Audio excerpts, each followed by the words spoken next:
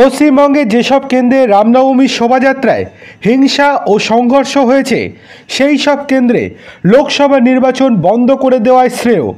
ওখানে কোনো রকম মানে হয় না লোকসভা ভোট করার। আজ অর্থাৎ মঙ্গলবার রামনবমীর শোভাযাত্রা ঘিরে হিংসার মামলার শুনানিতে হাইকোর্টের পর্যবেক্ষণ।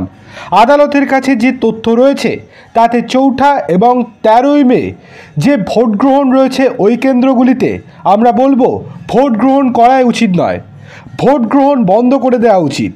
এই দিন রামনবমী হিংসা মামলায় একটি শুনানি চলাকালীন রীতিমতো ক্ষোভে ফেটে পড়েন বিচারপতি। রামনবমীর দিন মুর্শিদাবাদের হিংসার মামলার শুনানি চলাকালীন এই দিন হাইকোর্টের প্রধান বিচারপতি টি.এস. শিবগানামের নেতৃত্বাধীন বেঞ্চের তাৎপর্যপূর্ণ পর্যবেক্ষণ।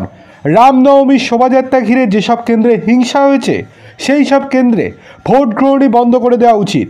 হাইকোর্ট বলে, যদি মানুষ শান্তি এবং সম্প্রীতির মধ্যে বসবাস না করতে পারে আমরা বলবো নির্বাচন কমিশন ওই সব জেলায় লোকসভা ভোট বন্ধ করুক। এটাই একমাত্র রাস্তা শান্ত করার।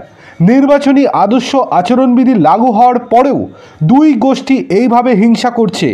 ওরা নির্বাচিত জনপ্রতিনিধি পাওয়ার যোগ্যই নয়, ওদের কোনো যোগ্যতা নেই জনপ্রতিনিধি পাওয়ার, এবং কোনো রকম সুযোগ সুবিধা ভবিষ্যতে পাওয়ার কোনো রকম যোগ্যতাই নেই ওদের। ওখানে কোনো মানুষই ভোটে জিতে কারোর জন্যই কাজ করা উচিত নয়, কেননা ওখানে নিজেদের মধ্যে গণ্ডগোল করতেই ব্যস্ত তারা।